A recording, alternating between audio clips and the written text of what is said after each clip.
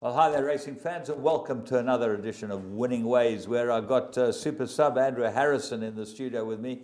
Lafferty, apparently, I don't know what he's pulled a sickie. He never stops. He's been in Madrid for 2 weeks. I saw him on Saturday. He wasn't striding out too well. Geez, I'll tell you what, the vet wanted to euthanize him. I mean, I'll tell you what, the vet was going for his gun. No, he wasn't looking good. No, he looked I asked him if it was salmon and trout. He said, no, it wasn't. Too much partying in Madrid. That's what so, happened. Yeah. Apparently he's got some pictures that he wants to show us, but we're not prepared to show them. I saw a preview. I think I'd be a bit embarrassed with my tank like getting it out. Yeah. Well, we'll wait for when he's here, when he can answer for himself. We're not putting up any of those pictures while he's fiddling around. Talking about the sport over the weekend, Harry, what do you think? Sharks pathetic. They might as well go and shoot the whole lot of them, I think. I don't know. Maybe the coach, I don't know. Well, you know what happened is that Cohen Bosch played fly half for a bit, and they would look like they're quite reasonable. Suddenly he put his son back at fly half. My, they were useless. I mean, pathetic. I don't know. Our backline has got no idea. I don't know idea. who the backline coach is. Estes only knows one thing, go straight. Okay, he hasn't even got a side They play step. schoolboy rugby, just pass it straight down the line. Yeah, exactly. The Lions, well, you know, the Stormers, everyone looks like they're in trouble against the Crusaders. Did you see them win 66-0? I saw them. But they may have peaked at the wrong time. I see Nick Mallett. He's backing the Jaguaries to win. I tell you, I think the Jaguaries are big players. They played extremely well. They've improved a hell of a lot this season. But whoever the Crusaders are mind-blowingly good. Oh, they are. Rory McIlroy won the Canadian Open. I wish he'd won the PGA. Me too. Yeah. That's where we backed him. He won easy. Or seven strokes. 61 he shot the last night. But someone shot 60. I think that Snedeker shot 60 in the first round. But my son pointed something out to me this morning that McIlroy's changed his putter. Yeah.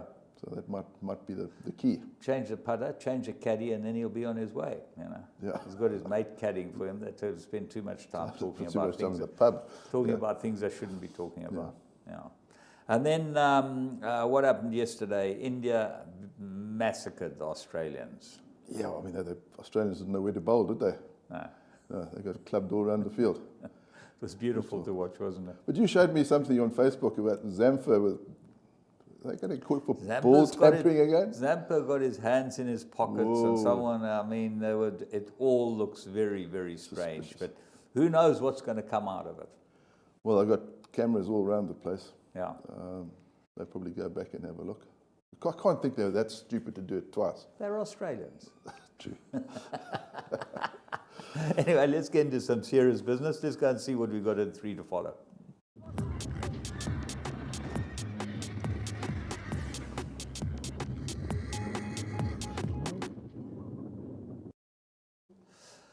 Just to appraise you, you're wondering what's coming in your call. Well, we've got Mike de Kock in studio. He's coming to talk to us, and that will be one that I think that you'll all like to hear.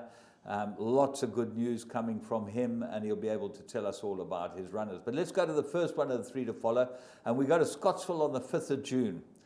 We've picked up a filly called Baby Shoes from the Andre Null stable. Well, just watch this. It's absolutely amazing. I'm not sure that this was that good a field. Let's go and pick him up at the start. There it is, Andrew, drawn in the middle, drawn 5, and gets taken out at the start. And it's last for most of the way. Yeah, she's by Jackson, bred by Wicklow Stud out of a Western Winter mare, but she is stone bone last in the middle of the field. No chance from here. No chance from there. Slowly it moves towards the rail. Did you think this field was any good, or do you think that it might just have been a very poor field? I think it's possibly a poor field. I think there was some money for Baby Shoes. Well, but she's stone last there, battling along on the inside. Started 16 to 1. She gets a left-handed ride here. The winner, Ponchiano, goes up to them and looks like it's going to win and win easily, which it does. Another son of Wiley Hall from the Cotsignon. But here she is right on the left-hand side of the picture, starting to run on. I seem to remember that she was wearing earmuffs first time. Yes. Yeah. I saw in the paddock. There she's kicking on nicely now.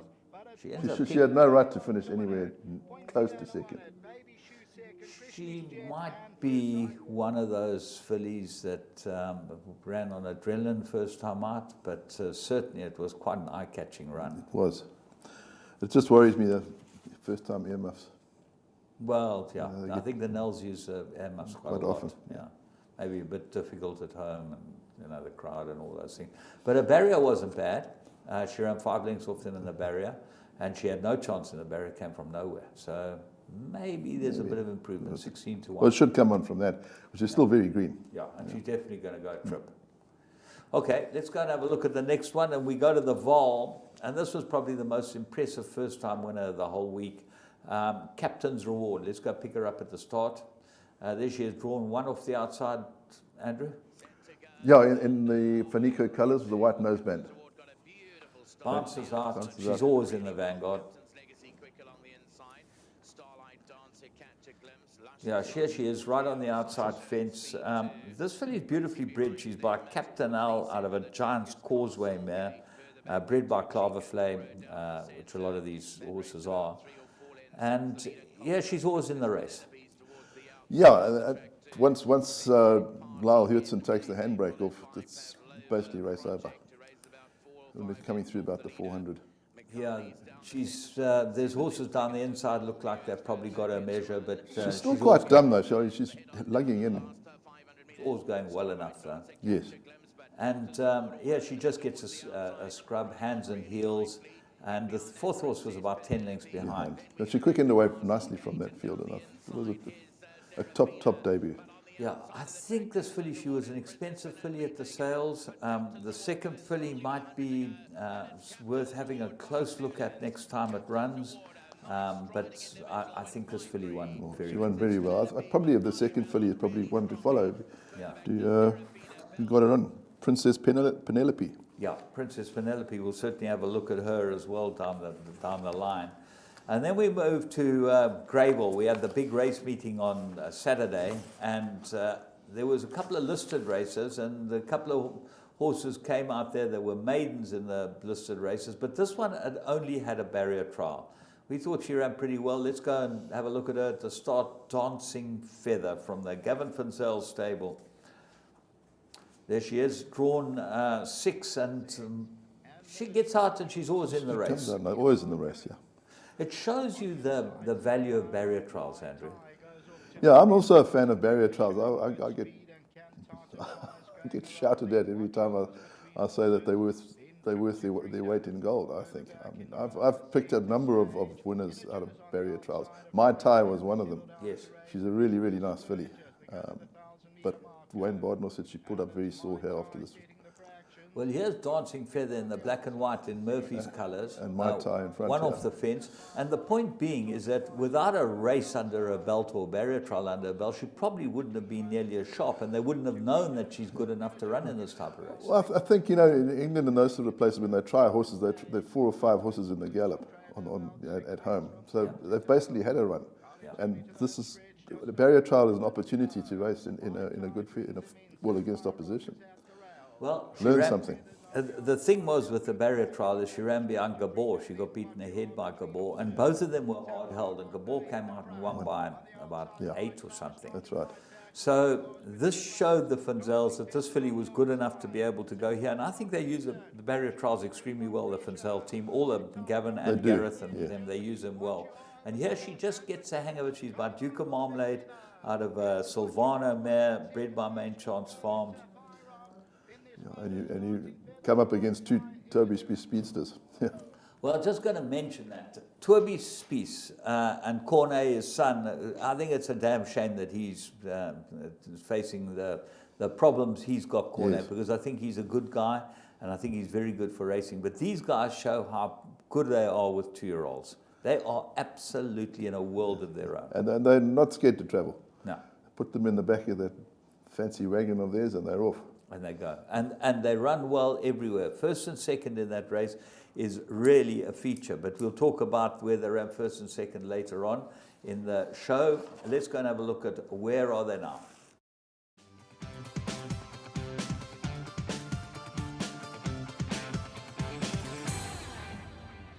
Well, James, Paul and Kevin, thanks very much for inviting me on this short interview on your show. Warren Aziz is the name. I was with the racing fraternity and industry for 55 years as the official photo finish judge at Greyville, Clearwood Park in the old days in Scottsville. I've now retired 3.5 years ago, and I'm the proud owner of Seaf Properties with my wife Annie and my stepson Brett in Umhlanga Rocks. And you guys, it's just the beginning of the winter season in KZN. So if you're looking to purchase property, which is a better bet today than horse racing, don't hesitate to contact me or my wife or Brett, because Umhlanga is on fire at the moment with this beautiful winter weather. And as I said earlier on, I think it's a better bet than having a punt. Anyway, James, Paul and Kevin, thanks very much for inviting me on the show, and good luck for the winter season to all the punters and all the jocks and trainers and owners. Thank you very much. If you've been involved in horse racing in South Africa but have either moved away, immigrated or retired, we want to hear from you. Send us a short 30-second video recording on WhatsApp and we'll flight it on the show. Clips can be sent to either James on 071 588 5769 or Paul on 083 779 1311. We look forward to hearing from you.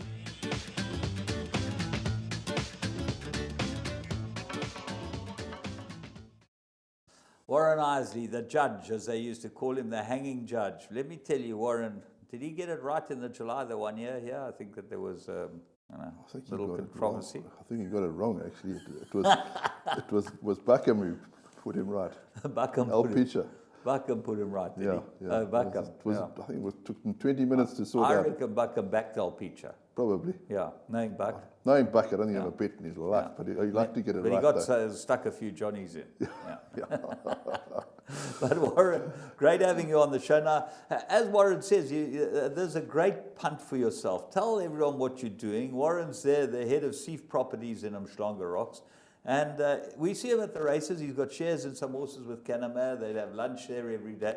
I don't know how many properties they sell, but they obviously, if you're in the market, you can buy one. But they're good at lunch. Well, at least if we go there, we might get a discount. Knife and fork champions, I call them. At the George. At the George. We won't only find them, we'll find our guest later on, Mike de Kock, there anytime we want to pop and have a drink. That's his office, the George, him and Dean Canamere. Anyway, let's go and have a look at the plum of the week. You like this one?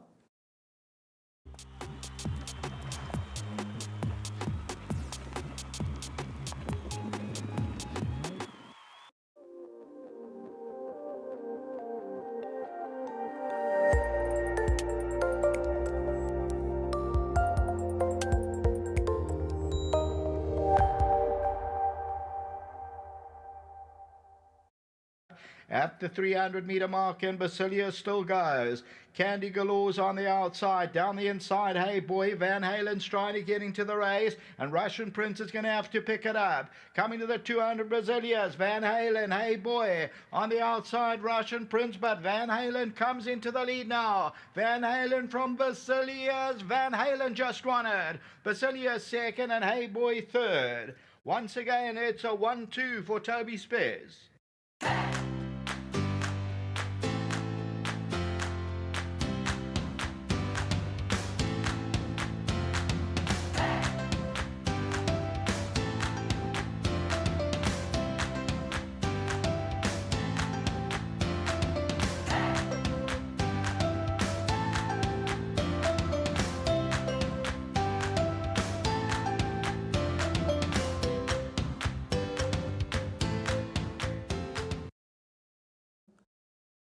Well, here we go.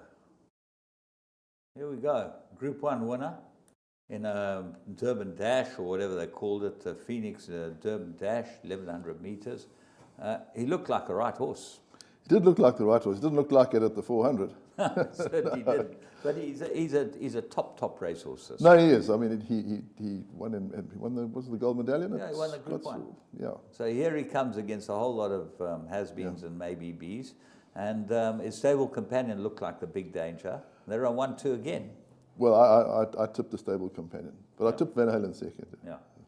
So You could have got 7-2 or 4-1 about Van Halen, Group 1 winner in the Durban Dash. But more importantly, if you'd watched the racing, Toby Spies ran first and second in the race before, and then stepped up in this one and ran first and second again. It's quite a feat, actually, especially when you're traveling around the country. They're good trainers. They're good trainers of 2-year-olds, that's for sure. I mean, I think he's the best trainer of a 2-year-old I've ever seen. Yeah. These guys, I've never seen anything like what they do. And they do it consistently. It's not like they do it just once off. Every year they've got 1 or 2 that can run. They place them in the right races. And the filly that won the race before, they were stiff with in the Alan Robertson. But they're not shy to race them either. Yeah. Yeah, they have 2-year-olds that run 6-7 times. Yeah. Whereas a lot of trainers, if they run twice, it's a lot. Or if they run at all. If they run at all, it's yes. even a lot. Yeah. Well, there you are. Interbet had to be your place to go and have a bet. You could have got, as I say, 4-1 on Interbet. In fact, I think there was a bit of 9-2 early on this horse, Van Halen. As I say, be with the species. When it comes to 2-year-olds and sprinting, you be with them. We'll be back after the ad with current affairs. Hi, I'm Gary Peel, one of the co-founders and executive directors of Interbet. Interbet are the pioneers of online betting in South Africa, having started way back in the year 2000. Our mission is to continue to lead the pack in providing cutting-edge technology in the online horse racing and sports betting space. Our platform remains unique in the context of being a service provider to B2B and B2P.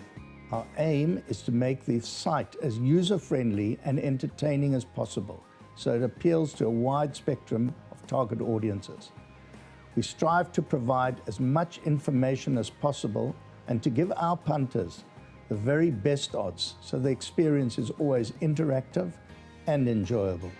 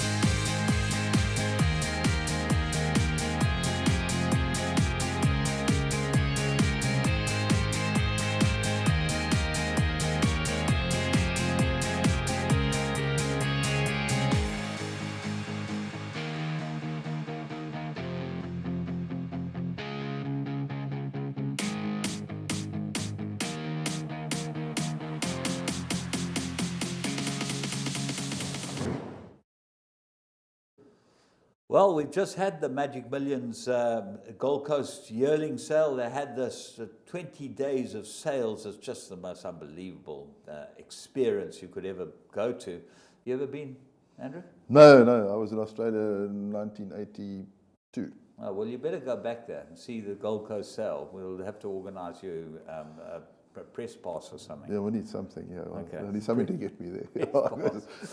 Well, we need to cover that. With Gold Circle salary, you can't get past Marion Hill. Get Magic Millions to Marion Hill. Is that the problem? Yeah, well, the plaza, normally it's closed, that plaza anyway. They always throw bricks at you. Don't the truckers close that place? Yeah, no, I go down Fields Hill.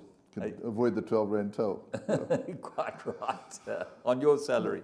Well, just telling you about the Magic Million sales. Book one, 384 lots. $850,000 was the top price. So you had to spend more money to buy the top price at Johannesburg than you did in Australia for a Schnitzel colt. 850, we 10 to 1? 10 to 1, so it's 8.5 million. Okay. Yeah. We had to spend 9 million to get the top price. That's true, yeah. I'm not sure. Anyway, 52,000 was the average. That's 520,000 Rand. We were a bit off that here, but gee, there's some stallions there. And 130 million was spent on book one. As I say, 384 horses. It really was a sale not to be missed. But anyway, South Africa was not very large in presence there. My mate David Raphael bought a couple of really nice horses there, so good luck to him. And the other big event on the weekend was obviously the Belmont, and there was not much hype around it. No, I think once what's the other one? Well, War at Will ran. Well, the Derby was a mess. Derby winners didn't run. Yeah. And the Preakness had And a the Derby second different didn't. winner, and then the Belmont got a different winner. So yeah, the Yanks only go for it when there's a Triple Crown on the line. Well, I just thought that they were a pretty ordinary bunch. The horse that won the Belmont wasn't a very good horse, but good luck to Mark Cass. He trained 2 legs of the Triple Crown. He never trained a Triple Crown winner before. He trained 2 legs of the Triple Crown. Homebred, Joel Rosario rode it. But it just looks like the form's pretty weak. Yeah, I think you hit the nail on the head earlier. So the American 3-year-old crop this year is nothing to write home about. Not too good. No. Not the same as our crop. We've got some pretty good horses around. Let's go and have a look at the first one of our features, which is the Cape Fillies Nursery. It's a grade 3 at Kenilworth, and they run 1,200 meters. Let's go and pick them up at the 800. Sunset, deeper in behind that, Mirage is about 3 lengths off them, but now starts to creep closer. Drama Queen is further back, and Amy Johnson is the trailer. They race on down towards the final 500. Once again, they fanned right across the track towards the outside Chilly Winter, over towards inside Sanskrit, and Amy Johnson between runners is now powering through, but coming home strongly, right down towards the inside. Cousin Liz has switched in around runners and trying to get into it, and Mirage up the outside is also powering home. It's Mirage hard up against the outside running rail. Cousin Liz over towards the inside, needs the 2. Cousin Liz, Mirage nearest us. It's Cousin Liz claiming the advantage. Cousin Liz in the closing stages powers away to win it. Cousin Liz goes on to win. Mirage back in second. In behind that, Driving Miss Daisy. They were then followed by Drama Queen, who flashed down. Well, I thought that was extremely impressive. She was sold for an impressive amount of money, this filly, from Duncan Barry, Riverton stud bred. I think it's the most expensive horse he's ever sold in his life. Got 2.9 million for her. No, good luck for Duncan. Yes. Yeah, he deserves it. Deserves it, yes. Tell you, Captain Al filly, and she's out of a parade leader mare and owned by Mario Ferreira, trained by Candice Bass Robinson. Bernard Fade Herb gave it a crack. What do you make of that? Well, there's not a stronger rider around than Bernie. Yeah. I mean, he gets in behind them and he shunts them to the line. They're not going to stop. Yeah, they won a good race. He did, yeah. But in a faster time was the Cape of Good Hope Nursery for the Colts. Obviously, the fillies can run in as well. Kenilworth, 1,200. Let's go and pick them up at the 800. They race down towards the 600-meter mark. Fearless Warrior has it by a couple. Along the inside of that, Savvy is racing back in second. Amondo in behind those is third. He's 3 lengths off the lead. Snow Report is along the inside of that. And 3-2 Charlie is switched to the outside, and he's trying to creep closer.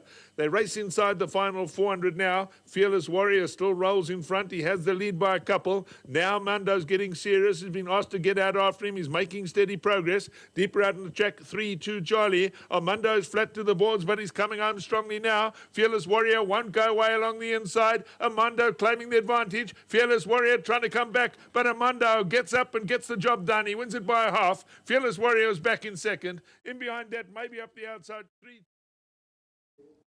Well, there you go. Armando, trained by Brett Crawford. Bernard Fade Herb made it a quick double. And quite impressive. What a winter colt out of bred by Lomas Kral. Well, he's unbeaten in 3 now, and I think we've seen the last of him. I read Michael Clow's piece in this morning's paper.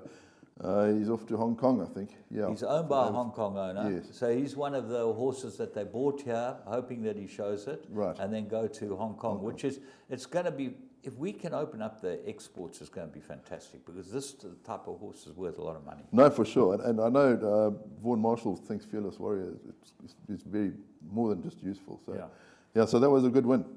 Good win, and a faster time than the fillies. Yes. So that made it quite impressive. We then moved on to Durban, and we had some big racing in Durban, which was going to show us what's going to happen on July Day. So we start off with a cup trial, Greyville, and that's the sort of appetizer. Let's go and pick them up at the 800. Moon Rising tries to move, and then comes Social Order and Silver Guard. Eyes wide open now, takes it up as they move to the 700 in the Cup Trial. Leading it by a length. Kampala Campari second, and on the outside, Made to Conquer. Dark Moon Rising's coming right around them. Further back in the run is Tristful. Then comes Run Red. Roy had enough is towards the inside. Top of the lane, Eyes Wide Open's the leader. On the outside, Made to Conquer. Kampala Campari's fighting right back. Roy had enough, Made to Conquer, coming out of the 200 metre though. And as Kampala Campari, Eyes Wide Open, Doubleman's trying to get into the race. So is Run Red, and on the outside, Tristful, Eyes Wide Open, and down the inside, Kampala Campari. Kampala Campari won it. Eyes Wide Open and Doubleman. Well, this is a special horse. He's bred by La Plaisance, which is the Platinum operation and owned by Sabine. And I must tell you, he's a gutsy bugger, this horse. He put his head. No, his form wasn't bad either. If you go back to his Cape Town form, he had every right to win this race. Yeah. Yeah. Always a question mark on his pedigrees by Karari out of Captain Almere. You know, Karari is an Oasis. There's lots of things that make one think, maybe he won't get this type of trip. He got it well. Well, he got it well. But mind you, they did crawl. Yeah. It wasn't that the pace was not on. And it was beautifully placed. Gav Larina put him in. He rode a tremendous race. And the only person who woke up, I thought, was Warren Kennedy. Yeah. You know, he Eyes Wide Open. When he ran the race on the race. Pace and Yeah. Would he be a consideration for the July Eyes Wide Open? I think he's definitely got a chance. Yeah. He's not without a hope. Definitely be there. Right, let's go and have a look at, we've got one from Magic Millions, so let's go and have a look at the horse that won from Magic Millions. We've got a slide up now. There it is, Flexible Fugitive. He won during the week. They keep on rolling, these horses. And then we move on to the next race, which is the Jubilee. We're going to show you the Jubilee now, which is in Johannesburg. And here, the winner threw his hat right into the middle of the ring. Baharan. Let's go and have a look. He's stone last going through the 600. Let's pick him up. Turn it on from the back of the field.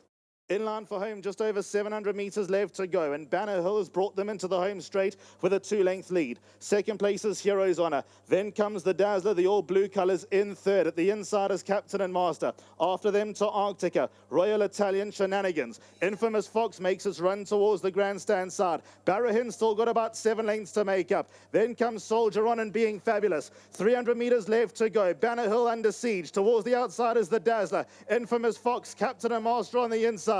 Barrahin seen daylight. Hero's Honour further back. 150 left to go. It's the Dazzler. Second place, Captain and Master. Barrahin. Infamous Fox. Barrahin running on his Shenanigans. Barrahin in front, and Barrahin will win the Jubilee. Barrahin has beaten Shenanigans. Third, maybe Captain and Master. Then. Oh, that was a pretty impressive win.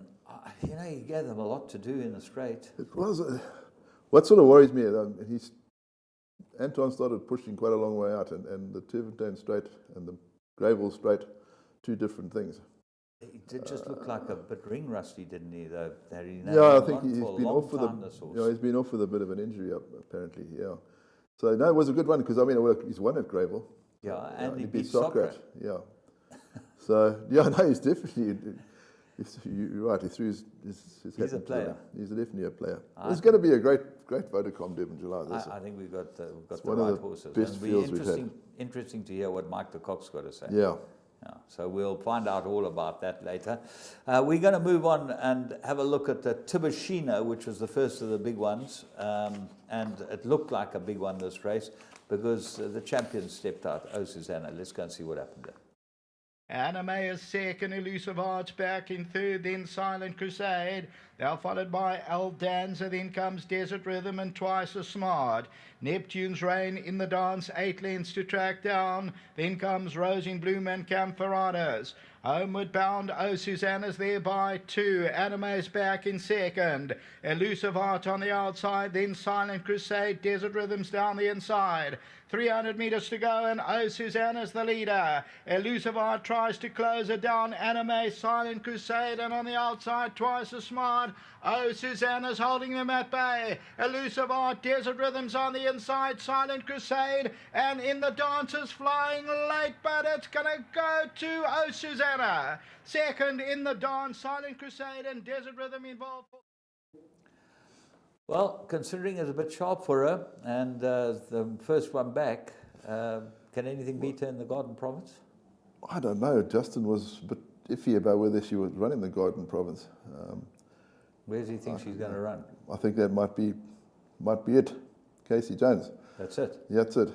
Go to But start. I'm sure she'll run in the Garden Province. I would see no reason why not. No. I think she won that Be a pretty swan well. song. Yeah, they've made full use of the wind. Yeah. The wind was blowing. And I happened to be in the second box, and Sean said to Hudson, he said, "What were you doing?" He said, "You give the best horse the right start and then you try and chase her down." Yeah. But he nearly got there.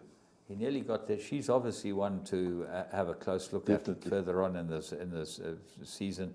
Oh, Susanna, well, we know she's by Street Crime, and she's bred by Drockenstein, owned by them, and she's a brute. She looked in a different league to them. Well, she was. I mean, she was rated way above everything else in the field, and obviously too short. In the dance? Yeah, great run. From 10, Oh, Susanna drawn 1. Yeah. Yeah. Definitely worth having a look at. Well, then we move to we've had all the appetizers, we then move to the race, and this was the race. Rising Sun did a phenomenal job, as they always did, to watch a race like this really was a treat. Let's go pick them up at the start and we'll talk about it afterwards. They're dispatched in the Rising Sun Gold Challenge. Matador Man, as usual, lost 5-6 lengths when the starters hit go. Undercover Agent Cirillo is right there. Socrates is on the outside. The filly Lady in Black is near the rail. Rainbow Bridge is a little bit keen on the outside, and Do It Again is in the yellow at the rail, about 6 lengths off the leader. Then New Caledonia, and at the back of the field, Matador Man starts to pass. Cirillo now takes them towards the 1100 metre by 2. Undercover Agent is second, and Lady in Black at the rail third. Socrates in the blue. Rainbow Bridge and Do It Again, they travel together about 5 or 6 lengths off the leader. Then Matador Man, New Caledonia. They move to the 800 in the Rising Sun Gold Challenge, and Cirillo leads it. Undercover Agent, Socrates ready to strike. Lady in Black, Rainbow Bridges on the outside. Do It Again's got 5 lengths to track down, then Matador Man, and behind that New Caledonia. Homeward Bound and Cirillo leads it. Undercover Agent, Lady in Black, Rainbow Bridge and Do It Again. They shoulder to shoulder, taking off together. 300 metres to go. Cirillo, Lady in Black, down the inside, Do It Again. Rainbow Bridge is also trying to put in a claim, but Cirillo still holds on. Cirillo, Do It Again, and then Rainbow Bridge has to come around them. Cirillo from Do It Again over the last 50. It's close. Do It Again won it. Second to Cirillo. Socrates and Rainbow Bridge involved for third and fourth in a close third and fourth, but the Rising Sun Gold Challenge, Do It Again, has done. Do It Again. They won well. Definitely won well. I think he was helped, though, also, again, the strong wind, and Cirillo, he nearly led all the way in the horse Chestnut, and Socrates nailed him close home. Today, the wind. The form looks like it's pretty much tells you everything that you should know. I think so. Mind you, Rainbow Bridge was a little bit unlucky. Anton went for a gap, it closed on him. So I think he could improve on that run, and he will definitely be better over the 11 furlongs. Okay. Look at me like that. No, well, I'm trying to work out where you're going from here, because I think Do It Again by Twice Over, bred by Robin Bruss, as we know, Northfield stud, and out of a Casey Tibbs mare, and he goes every yard of the trip. But what I like about him, he puts his head down and he tries. Yeah, I was just watching that again, just before they turned for home. Fareed asked him, and he quickened, and then he had to ease up a little bit He'd gone a little bit early, and he quickened again once off the false rail. So it was a great run. Okay, well, listen. But you've given us 3 July winners so far. This morning. Well, that's the point, is I wanted to throw all of them into the hat. But what I would like to do is I'd like to ask you, okay, because we don't get you on the show this often, but we know that you study and you know what's going on. We're now 3 weeks away from the July. What do you make of it? 4 weeks away from the July. Firstly, I think it's one of the best fields we've had for a long time, especially the sort of the first 10 runners. Which makes it really exciting. So, because I know Hawam is short price at the moment. He's a young 3-year-old. I think he probably come in with a kilo less than 57, top I think, weight. 56 or 57. I think he might come in with 56 because he didn't get a penalty for the Daily News. Yeah. So I think he come in 56. Usually, I mean, top weight for a 3-year-old is 57. Yeah. So that's a big plus in his favour. Yeah.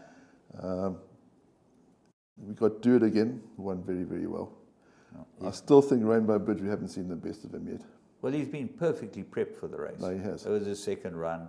Move that out the way. Now get ready for the July. It's an old school prep. Okay. Eric Sands has just built him up nicely to it. I'm leaning his way for the time being. I don't know who's going to ride him though. Okay, let's talk about the riding engagements. How do you see them? You close to the ground. God, Marcus is the key. Marcus is the key. I mean, I asked Mike at Scottsville the other day. He said, "Ask the king." He says he's got a few balls in the air. He doesn't know which one to catch. So, so we'll see. I don't know who's going to ride. He's not riding Do It Again. No, obviously Richard will ride it. Yeah. Okay. So he's got Hawam and he's got Rainbow Bridge. He's got Barraheen. Yeah. Barraheen, what weight will he come in with? After that one, he'd probably come in with about 55 and a half. Yeah. If he comes in with less than that, he's a runner. Well, less than that, then Anton won't be riding that, I don't think. No. You have to forego the hamburgers and He can ride 54 and a half, Anton, if he wants to. He wants to. Yeah. He's done it before. I seem to remember July he won with 54 and a half. Yeah. So, okay. It does look like a fascinating contest. It does, yeah, and which is great in the build-up. Give us a bit of publicity. Speculation's great.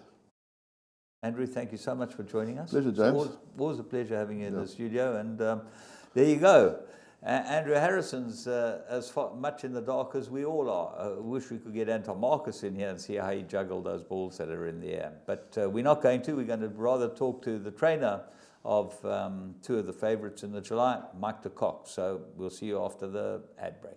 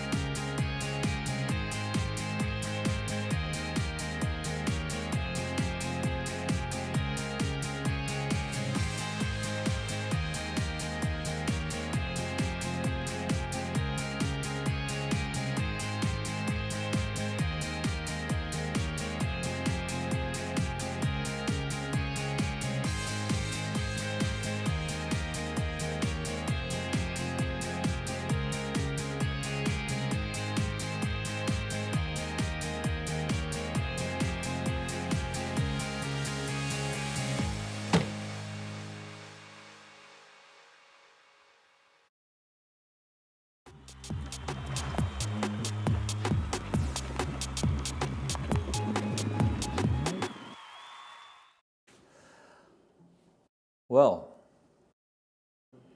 there we are. We eventually got it right. Okay.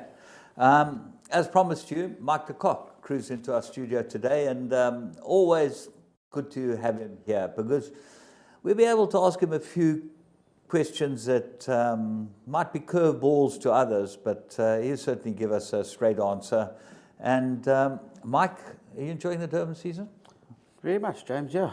You're looking like you've settled in here. A man normally comes well down here, get the head in the manger, play a bit of golf. Well, just talk about the golf quickly, because I know that you're one of the preferred invitees to the Wild Coast, but I hear that you've been doing a bit of damage during the week.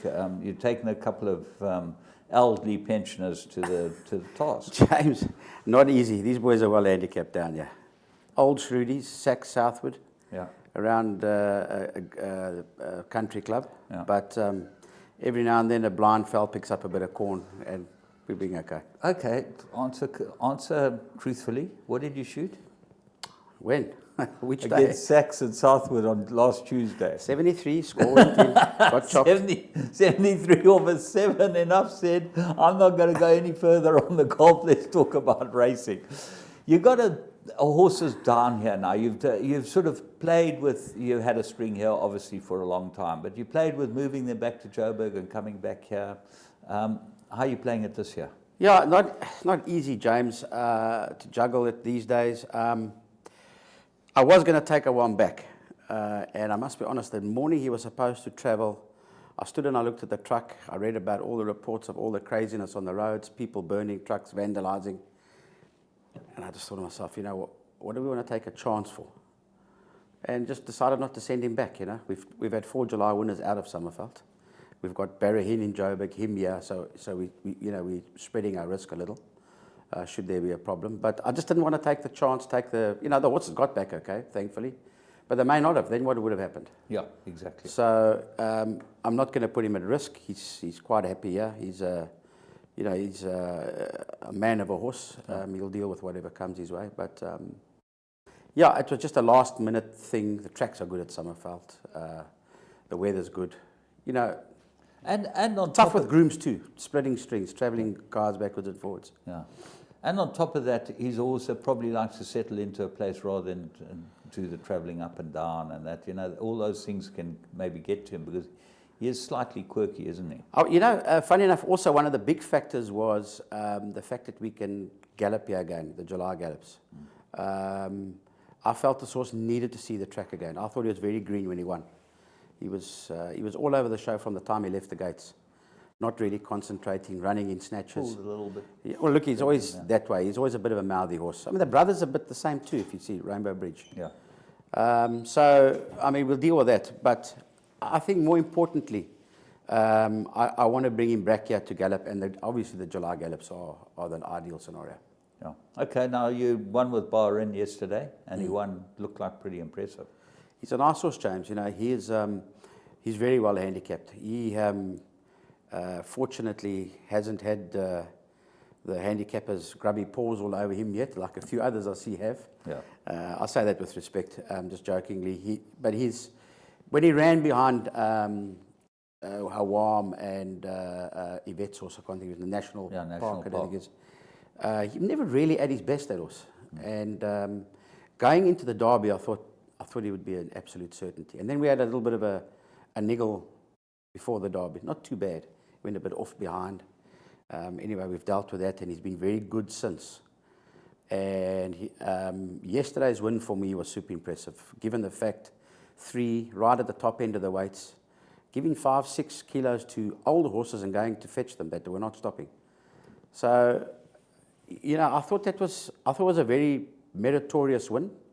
The fact that he's got room for the handicappers to give him 2, 3, 4 pounds, whatever they feel like giving him. He's actually still under sufferance, and in my opinion, still underrated. Yeah. So, take our chances. Well, he's got to be. What you say has got to be correct. If you go and look at Socrat and see where he's rated and see where this is rated, and he beat Socrat at levels. He did. Yeah. And you know, that's why I say I believe he's got a good few pound in hand. I mean, he's a horse that should probably finish up at 117, 118 in his career. Okay. The big question is, who's going to ride them? Who's going to ride Awam? Sure. I'm fairly confident Anton's going to ride him. You know, I don't know if he's put it out there yet, but you know, he's coming and riding every morning like a man that is riding it.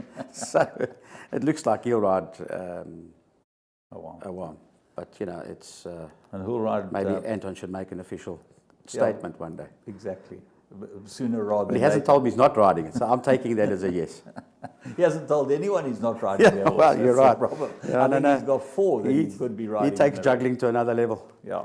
Like Lester Piggott in the old days. Yeah. I remember Lester Piggott with the Derby. No one knew until a week before the Derby what he was riding. You know, I'll wait till the end and see which is the best. Yeah. Who's going to ride Bahrain? Well, Bahrain, we never really sort of planned a jockey yet. You know, I mean, there's one or two in the pipeline. I'm thinking, you know, but I believe Muzi's was one I've offered the ride to, put it that way. I think you'll suit Muzi. He wants a strong ride, this horse. So we'll see what comes of that. But Muzi also might be juggling a couple of balls, you know. It's like a big circus out there. Fascinating. Which one would you pick if I put the real question to you? Yeah, Which one would you have a bet at? Tough one, but, you know, I must be inclined to go for the horse that's better off at the weights. Yeah. I'd love to have had another run, and you know, like Barraheen gave me 3 runs going into the race. Yeah. I'd really, then, wouldn't even be a choice for a pick for me.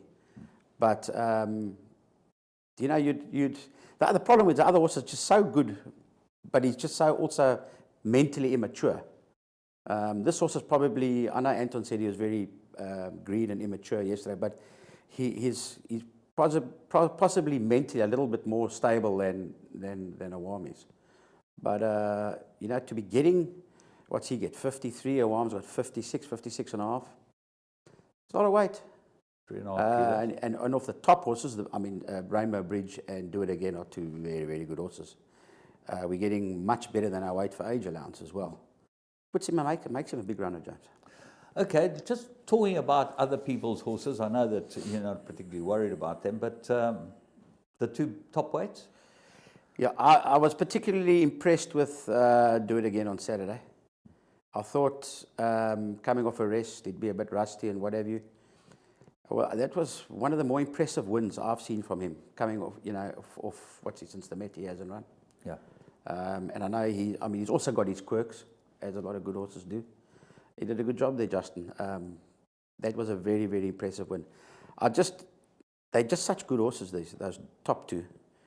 You know, with a horse like Barraheen. I know there's some fairly well handicapped older horses out there, but I just don't know if they're good enough, even getting weight, to beat these. These are real solid Group 1 weight for age horses. Yeah. I know it's a handicap, I get all of the above, but we don't have the luxury in South Africa of having that many weight for age races or a spread of handicaps that we can duck and dive and choose. Yeah. I mean, ideally, Justin and I were chatting on Saturday. If it wasn't the July, really, I mean, would you Do It Again and would you run a one? Probably not. No. If there was a really good weight for age 10 furlong in the day, wouldn't that be some race? Exactly. You know, or whatever. But the July is South Africa's SA Open. Yeah. We all got to have a crack at it. Yeah. And, you know, and why not? Great for the public. I think the racing public this year have been pretty spoiled, and I've seen some really, really smart horses around, 3-year-old, 4-year-olds. And now you've got them all taking each other in one race. It could be some race. I think it's probably the best July field I've seen for a very, very long time. You know? It must rate right up there, James, in just terms of average ratings. I know we've lumped £6 onto the crop, but even if you took that off international ratings, this race this year, I think, must rate quite well. Very exciting times. Let's just talk about your overseas operation, because we know things are happening there. Firstly, the export protocols, are they going to come into place? What's going to happen as far as they're concerned? James, there's a lot happening at the moment. We for the first time, are talking to the right people. We've got DTI's got involved, and we've been talking to the right people in DTI. And the DTI, there's some lovely people there. Guerega's come on board, and he's introduced us to some people, a lady there called Mpumi at DTI, that have been fantastic. They've come racing, they've looked at racing, not from the public protector's clouded view, but from a very open-minded view, to see past all of the nonsense and to see what an economy racing is. I mean, she sat at the races one day, she said, it's quite unbelievable. She says, as I sit here, I see a man driving a tractor, I see people stomping divots, I see billboards, I see a gin tent down the bottom that people are working in that came to. I came here in an Uber. There's restaurants, there's waiters, there's chefs. And that's we don't understand that racing. Race day experience, you know. That is only the race day experience. We're not talking about when we start at studs, the grooms, the food, even people that sell you your cell phone, the banks, cars, petrol. I mean, all of this economy around racing. We're actually massive employers. And, you know, while everyone's likes to have a pot shot at this game, but be quite careful, because I think job security is at risk here. Yeah. You know, if this industry falters or fails, it's not just the grooms, and look, the poor grooms will be the biggest losers. Yes. But it's not just them or the trainers or the jockeys. You know, well, you can have a dip at us and call us what you like. But this economy of racing is something that people don't really understand. And I'm not quite sure if we haven't done ourselves a disservice or not doing a real proper study on the economics surrounding this industry, everything that surrounds the industry. So now the DTI, the right word, the long word for them is the Department of Trade and Industry. Yes. How would they be involved in helping us get exports sorted out? Well, that very thing in talking to the right people. We've got all the science right through DAF and their cooperation. So now you've got to talk to the right people in the EU to accept what you're doing and to open or to lift the suspension. You must remember, it's not that we're discussing a new protocol. It's just basically lifting a suspension, which we've been under for what, I don't know, 8 years. We haven't been able to trade, and they have opened those doors by talking to the right people at the EU. There's meetings going. I mean, I would think by September, the latest, we will know whether we're going to be opened with or without an audit, or if there is going to be an audit, when it is, and when we'll be able to trade. If we don't know by September, I think we're going to be in trouble. But there's a lot of positive things happening. For the first time, I've actually got a little bit of hope, and you know, obviously it'll be big for our industry. I think it's essential for our industry, to be honest with you. I think our breeders, unfortunately, are rocking and rolling. This they're year, the start, aren't they? You know, they're the start. Well, that's where it starts. The correct. backbone, you know. Yeah. And there's just so many less horses being bred every year, Yeah. and these sales are just decimating the broodmare band. Yeah. So, okay, let's look 5 years down the line, because you're one of those guys that are quite good at looking at these things. Let's say we get 21 days quarantine and we're out of this country. What happens in 5 years' time? How many horses are we going to have left to race here? Yeah, look, you say that, but I mean, we may become a little bit like New Zealand, I suspect. But our racing is still pretty good, yeah. Stakes are, relatively speaking, quite good in relation to the rest of the world. But I mean, if we could up the broodmare band, say by 1,000, and Coolmore decides to have a stud here, or Stallions down here, Darley decides, Shadwell decide, that changes the game massively. And it all depends on whether you can get them in and out here. I think that is the be-all and end-all of it all. Yeah. They want to know when they can have their stallions back. We look at what shuttling did to Australia. And we're going to be able to take a Hawam, 40 days in Cape Town, off he goes to Europe. He might spend 30 or 60 days there, and I can take him down to Australia and go and run in the Cox Plate. Yeah. That, for me, is where it's at. It'll still take that long, Mark. You'd have to do 60 days residency in Europe. Is that so? That's if we don't have, by then, a negotiated protocol directly with Australia. But can you race during that 60 days, or do they have Yes. to be in quarantine? No, you can race. So you can take them There's to a Aberdeen. quarantine period, obviously, before you fly out, and Yeah. a quarantine period. 21 days. But you'd be able to go there. You've got to have a minimum of 60 days of residence, Yeah. including your quarantine. That's there. But I think our horses, I mean, I'd love to see a do it again in Awam and Rainbow Bridge in Australia. Yeah. Australian racing is just unbelievably strong.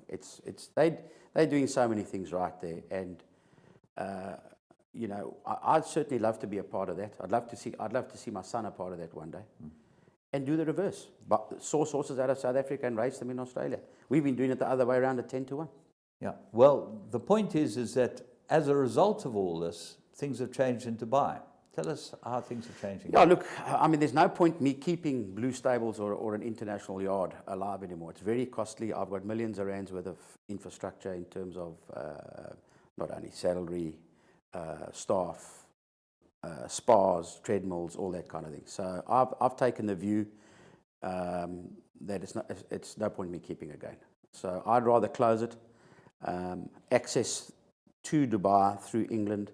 We've got a beautiful facility there that Mary and Jess own. Go into the international stables like we did from day one, and race out of there. When you're finished, whip them from there to Australia, wherever you want to go, or back to England. With a very select bunch, you know. It's the saddest thing I've ever heard. You know how much fun we had at Blue Stables. I know, where are we going to braai now? Where are we going to braai? Yeah, it is What do you do actually. with the- It's what do you do with the chickens? Yeah, we'll find a home for the chickens. Don't worry, the chickens always have someone to look after them. Yeah, you've got to find someone not to eat them. You know, those chickens are like humans. No, we wouldn't allow that. But so this is a huge decision. What, you've been 20 years, you've been in Dubai, but I think that Blue Stables, how long have you been there, Blue So, Stables? well, 2003 we started off there, Blue Stables, probably 4 or 5 years post that. Yeah. So maybe 2008, 2009, somewhere around about there, Yes. I think. Yeah, it's a long time. It's been a home, away from home as well. But you know, one of the big decisions also is having the right staff. Trevor Brown was the right man, and Trevor also felt that he'd had enough of Dubai, which is understandable. He's been there for a long time. Yeah. His wife had worked there, Jo, for a long time. She's also had enough. You know, she was resigning. So it was actually an easy decision at the end of the day. It was an economic, easy decision to make. Well, it just shows you, you know, the world changes. And you've been making exploratory moves to have a look at Australia? Will do, James. Yeah, I mean, I'm certainly very open-minded about it. I'm going to go and check out Australia for sure. Yeah. With a view. I'm taking the view that we're going to open up. Yeah. So I don't want to be left with my finger in the proverbial what have you when it does happen. And, you know, make sure that we're ready for it. I think I see huge opportunity for South African bloodstock market in Australia. There's been a huge opportunity for theirs, 10 to 1. Why is it not the other way around? And it would be fantastic for us to participate in their carnivals. I mean, it's just unbelievable. Well, the other thing is that they breed very good sprinters, and a lot of them. And we certainly up with everyone in horses that go middle distance or over a bit of ground. I would think that our horses would be competitive, certainly with Australian horses. No doubt. And I think, you know, getting a bit of their blood here. I mean, we've seen a little bit now with Wiley Hall, the Duke's Choice blood. You'll see it a bit with Rafif and those.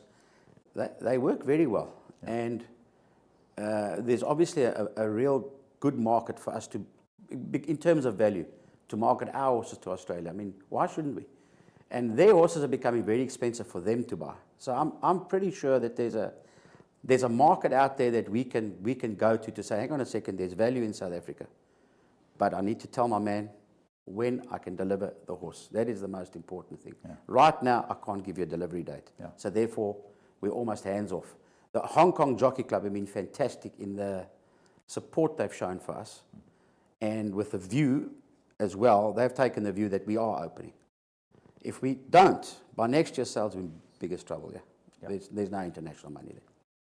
Well, let's hope that whatever you say comes true, because that's what we're all in this business for, to see if we can expand our borders. And Mike, wonderful seeing you down here in Durban again for the season, and we wish you the very best.